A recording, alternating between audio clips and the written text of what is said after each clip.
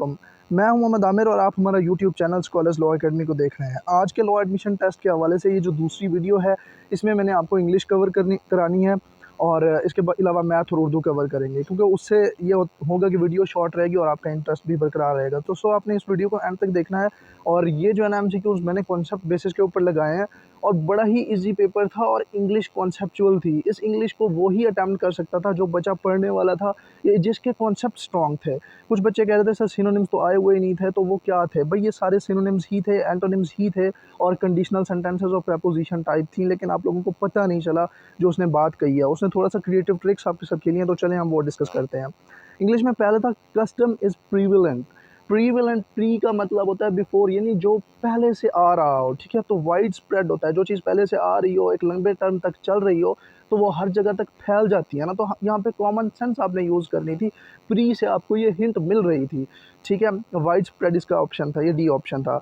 My job is grinding and difficult. देखिए grinding होता है, हम कहते हैं ना ये पिसने वाला काम है या बहुत मुशक्क़त वाला काम है, तो ग्राइंडिंग के साथ एक सिनोनिम लगता है, सेम वर्ड लगता है, वो होता है डिफ़िकल्ट, ठीक है। तो यहाँ पे डिफ़िकल्ट आता था। बी ऑप्शन ईज़ी था लेकिन कॉन्सेप्चुअल था, इसलिए बच्चे यहाँ पे मिस कर गए, ठीक है। अब स्लॉपी वर्क जो उसने कहा, तो स्लॉपी का मतलब होता है केयरलेसली जो काम किया गया हो, ठीक है।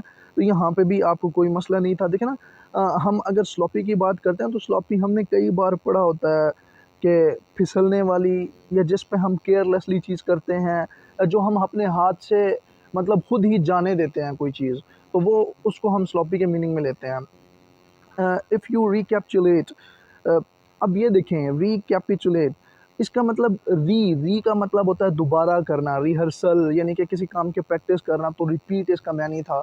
री से ही आपको हिंट मिल रही थी, लेकिन आप लोगों ने शायद इसको इतना बॉदर नहीं किया होगा या अपना माइंड यूटिलाइज़ नहीं किया होगा, जिसकी वजह से गलत होता है। अच्छा, इसके बाद है जी Shazia had opened the door. अब ये देखें, ये कंडीशनल सेंटेंस था, ये सेकंड कंडीशन थी। Had plus second form of verb आती है। एक तरफ हैड होता है, दूसरी तरफ सिंपल पास्ट होता है, तो यहाँ पे भी सेकंड कंडीशन थी और ये अराइव्ड था आपके पास। सिंपल सा सेंटेंस, इसमें कोई मसला ही नहीं था। अच्छा, उसके बाद have you had enough to eat, are you want anything else. ये देखें ना, ये भी आपके इसमें जो है ना एक कंडीशनल टाइप सेंटेंस ही था कि ये आपको जो आपने खा लिया काफ़ी है या आपको कुछ और चाहिए, ठीक है। और you would want something else, ठीक है। तो वुड जो है ना सिंपल वर्ब के साथ फॉल करता है।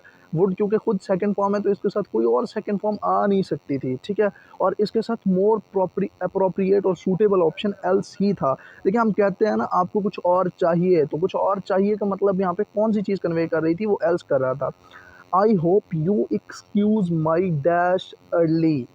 अब देखें एक्सक्यूज़, एक्सक्यूज़ का मतलब होता है माफ़ करना। वो कह रही है या कोई कह रहा है कि मुझे उम्मीद है कि आपने मेरी जो पहले छुट्टी थी उसको माफ़ कर दिया होगा, ठीक है। तो सिंपल सी बात है, लीव के बाद तो कोई आ ही नहीं सकता था। एक्सक्यूज़ माई लेफ्ट भी आप नहीं लगा सकते, क्योंकि सिंपल टेंस है, तो सिंपल टेंस में तो सिर्फ हमने प्रेजेंट टेंस को ही लगाना होता है, तो लीव ही लगता था, फर्स्ट फॉर्म ऑफ वर्ब ही लगती थी, उसके अलावा लग ही नहीं सकती थी यहाँ पे। My views are quite in accordance with those of HEC। देखें, उसने कहा मेरे व्यूज़ उन व्यूज़ के साथ मिलते हैं जो HEC के हैं। वो पास्ट की बात कर रहा है, वो का इशारा कर रहा है, तो वो के लिए दोज़ यूज़ होता है, दीज़ नहीं यूज़ हो सकता।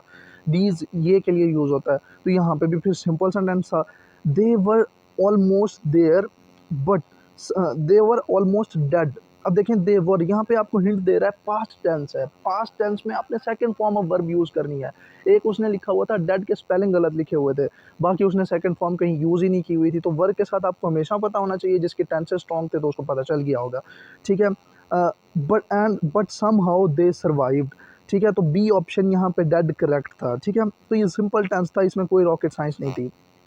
अच्छा, the car stopped suddenly and we could hear the brakes screeching. देखिए ना, ब्रेक्स की जो आवाज़ होती है वो स्क्रीचिंग वॉइस होती है, ठीक है। उसमें और कोई ऑप्शन सूटेबल था ही नहीं, ठीक है। जो भी ऑप्शन थे वो इररेलेवेंट थे। These are some good rules to live by. ये देखिए, मैंने आपको कुछ फिक्स प्रपोजिशंस बताई थी, जैसे कि भाई एक प्रपोजिशन के साथ फिक्स वर्ड्स आते हैं, तो यहाँ पे भी ऐसा ही हुआ है कि जी these are some good rules to live by, जिनको हम फॉलो करके ज़िंदगी गुजार सकते हैं, ठीक है।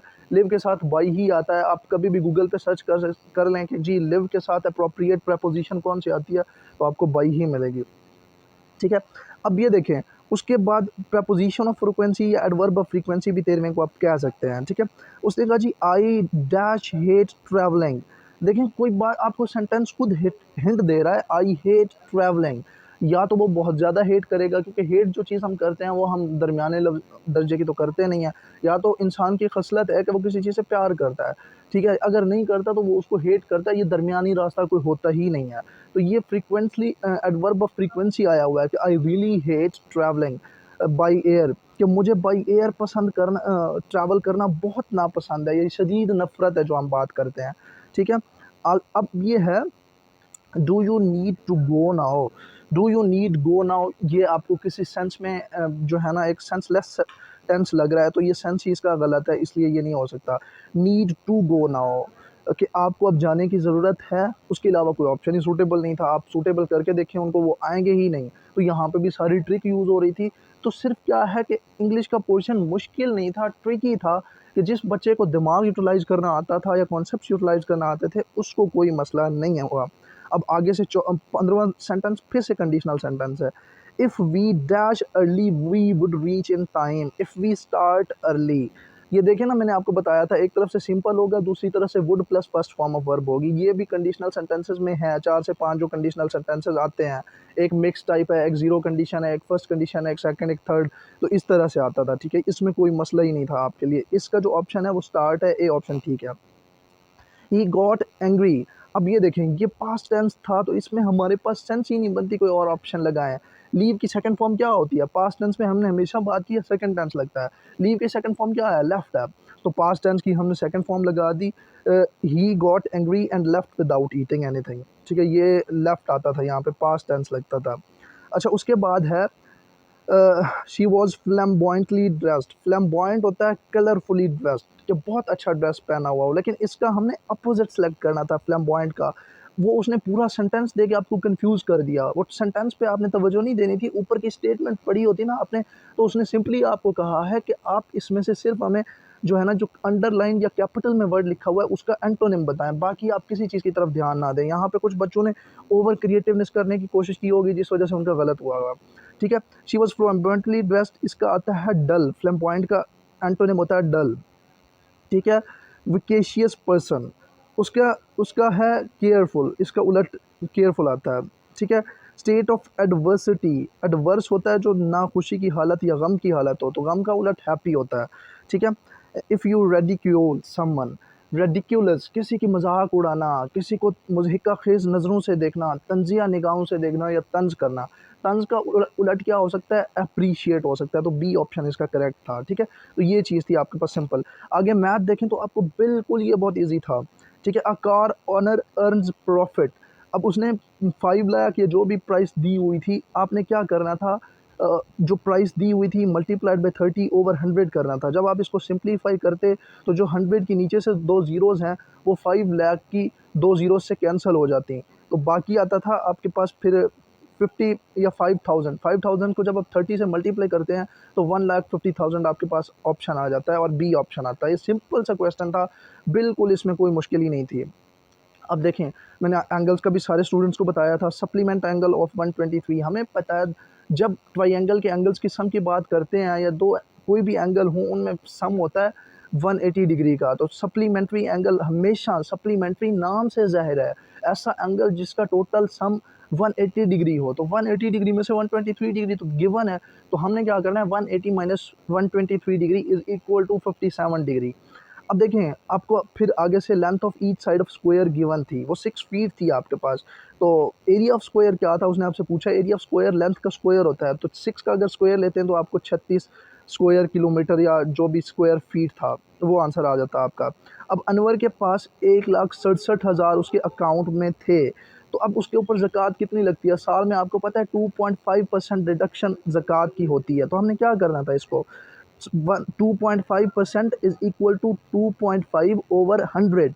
अब अगर हम इसका पॉइंट या डेसिमल प्लेस ख़त्म करेंगे तो ये होगा 25 ओवर 1000, क्योंकि डेसिमल को जब हम ख़त्म करते हैं तो नीचे हम ज़ीरो लगाते हैं। तो हमने क्या करना था? 1,67,000 मल्टीप्लाइड बाई 25 ओवर 1000। तो 25 ओवर जो 1000 हमने किया, 1000 की 3 सिफ़र 1,67,000 की 3 सिफ़र से कट जाएंगी। जब ये कट गई तो 167 मल्टीप्लाइड बाय 25 आता है, तो उसका आंसर क्या आना था आपके पास? सिंपली 4175 आना था, बी ऑप्शन। अब यहाँ पे देखें, p x is equal to 2 cross, ठीक है, 2x, मेरे ख्याल से इसको मैंने थोड़ा सा गलत लिख लिया है, लेकिन यहाँ पे आपको कोई मसला नहीं होना चाहिए। इसमें ये था 2x इंटू 2, सॉरी 2x का स्क्वायर, ये स्क्वायर था, प्लस 4x प्लस 5, p की वैल्यू क्या है? 3 है।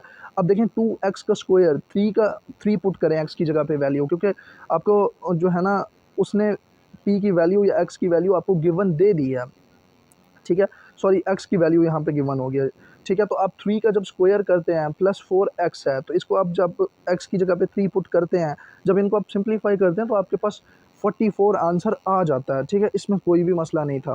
प्लस जो है ना पिंक की के मुताबिक जो उसमें उर्दू की सीक्वेंस है उसके मुताबिक मैंने उर्दू की कीज़ बनाई हैं, क्योंकि वो यहाँ पे स्लाइड्स पे नहीं आ रही थी। जो नदीम आया वाला सेंटेंस है, हम अगर यहाँ पे स्टार्ट करें, पहला सेंटेंस है चाँद आया, ठीक है, माँ कहती है मेरा चाँद आया, तो ये वो इस्तारा है, किसी को डायरेक्ट जो है ना किसी चीज़ के मुताबिक जो है ना मुताबिक करार देना, ठीक है। उसकी शक्ल चाँद जैसी है वो क्या हो जाती, वो तशबीह हो जाती। लेकिन यहाँ पे इस्तारा, उसको चाँद जैसा नहीं कहा गया, चाँद कहा गया, मेरा चाँद आया, ठीक है। अब जो वर्ड जो लफ्ज़ आखिर में लगता है और मीनिंग चेंज कर देता है वो लाका होता है, ठीक है। साबका, साबका का मतलब होता है पहला। हम कभी किसी के पास उधार लेने जाएँ तो हम कहते हैं हमारे साबका बिल कितना है, मतलब पहला बिल कितना है, तो साबका का उलट लाका होता है, यानी वो बाद में लगता है, ठीक है। औरंगज़ेब सलमान, ये तलमी है, ये किसी वाक़े की तरफ इशारा कर रहा है, ठीक है। उसके बाद है इज़ाफ़त तख़सीसी। इस पे जो हमारे उर्दू के टीचर थे वो कंफ़र्म नहीं थे, लेकिन उन्होंने इसको ऑप्शन को जो है ना अहमद का घर बताया, आप इसको मज़ीद भी कंफ़र्म कर सकते हैं। फिर 6 ऑप्शन था नदीम आया फ़रहा गई, ये माज़ी करीब है, ठीक है, अभी-अभी की बात है। फ़ेल मफ़ूल, सॉरी, जहाँ पे फ़ाइल मालूम हो, किसी भी चीज़ का फ़ाइल मालूम हो उसको फ़ेल मारूफ़ कहते हैं। हम कहते हैं ना वो मारूफ़ शख़्सियत है, मतलब जानी पहचानी शख़्सियत है, जिसके मुतालिक हम हर चीज़ जानते हैं। तो उसे काले ने काटा, यहाँ पे मुबहम मानी है, किनाया है ये चीज़, जहाँ पे भी मुबहम मानी हो या छुपा हुआ हो वो किनाया कहलाता है, ठीक है। काले ने काटा, काला क्या हो सकता है? साँप होता है। काटता कौन सी चीज़ है? काटती या बिच्छू है या आपको साँप काट सकता है, ठीक है। तो यहाँ पे 2 मानी हो सकते हैं, लेकिन छुपे हुए मुराद है। जब हम किसी चीज़ में जुज़्व मुराद लेते हैं तो उसका क्या मतलब होता है? वो होता है मजाज मुरसल, ठीक है। अब हाशिया चढ़ाना ये क्या है? ये एक मुहावरा है, बाकी इस पे कोई भी ऑप्शंस आ नहीं सकते थे। तो ये थी आपकी लैट की कीज़। उम्मीद है आप तमाम स्टूडेंट्स के बहुत अच्छे मार्क्स आए होंगे और अल्लाह पाक आपको जो है ना एचईसी की कीज़ के मुताबिक भी कामयाब करें। लेकिन ये भी हमने रिसर्च बेसिस के ऊपर ही बनाई हैं, इसमें कोई जो है ना हमने अपनी तरफ से काम नहीं किया। देखें, आप खुद ही गवाह हैं कि 3-3 4-4 घंटे लगे हैं, तो हमने प्रॉपर रिसर्च और जो चीज़ समझ नहीं आ रही थी, काफ़ी सारे लोगों से पूछ के ही उसको हमने बड़े डीप कॉन्सेप्ट्स के साथ बनाया है। तो इंशाल्लाह एचईसी की कीज़ भी इसी के मुताबिक होंगी। तो आप तमाम स्टूडेंट्स के लिए मेरी नेक तमन्नाएँ। हमारे चैनल को सब्सक्राइब ज़रूर कीजिएगा और इस वीडियो को ज़्यादा से ज़्यादा स्टूडेंट्स के साथ शेयर करें ताकि वो भी देख के इससे फ़ायदा उठाएँ। अपना बहुत ख़्याल रखिएगा। अल्लाह हाफ़िज़। बहुत शुक्रिया।